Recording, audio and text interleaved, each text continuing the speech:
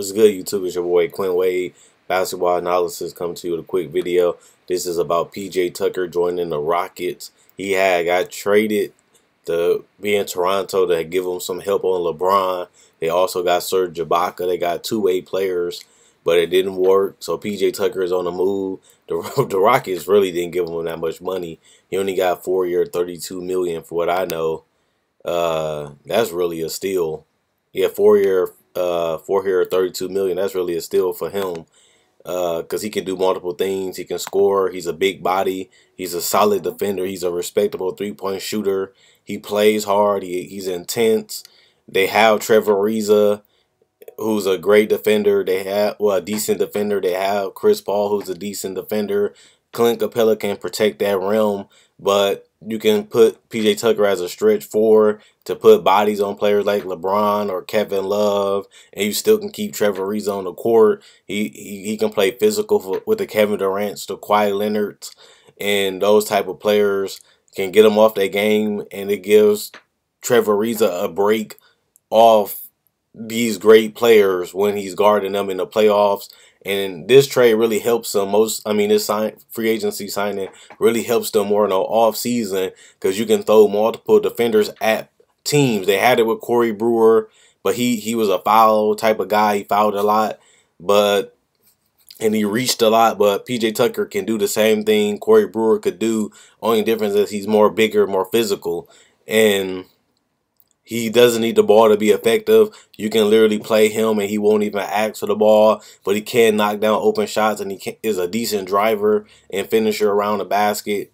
And with that being said, you definitely want a player that isn't demanding when you got a team like with Chris Paul and James Harden that like to dominate the ball, and you don't have to really give him the ball because, you know, Clint Capella going to get a lot of lobs. It's going to be a lot of mid-range shots, a lot of three-point shots.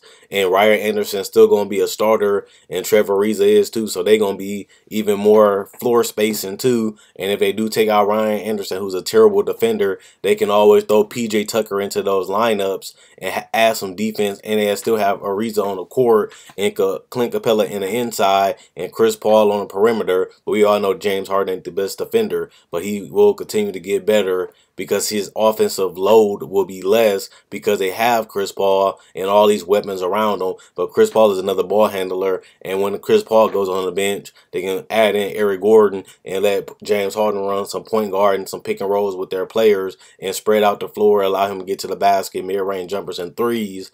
But at the same time, Eric Gordon is a player that can put the ball on the floor and score too. So PJ Tucker, he's going to fit perfectly, and he's going to come in need mostly in the playoffs when they need to throw an extra couple bodies at other players, and he can still put the ball in the basket because it's basically like Luke Mbah a Moute, but he's significantly better. Mbah a Moute, I think, is taller, but PJ Tucker is more physical.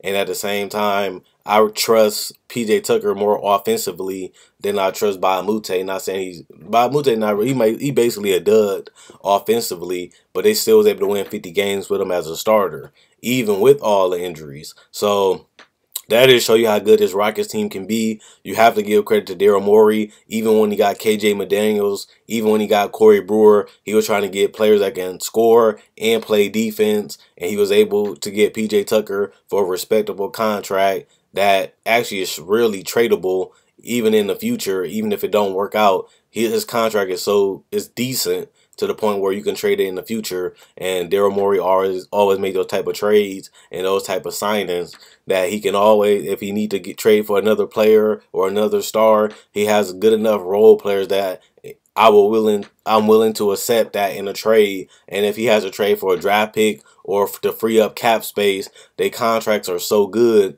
for the value that they're at that you can trade those players and still get value back, or at least cash back. So you got to give Daryl Morey credit for continually doing that, getting decent players on decent contracts that's actually tradable for the future. And that's how they got Chris Paul. That's how they got James Harden. And that's how they was able to sign Dwight Howard. and he could continuing that now with PJ Tucker on this type of contract. So let me know what you guys think. Comment, like, subscribe, and share. Check out my website, analysisplayground.com. A link will be in the description and in the comment section. Also, check out my Facebook page, analysisplayground.com.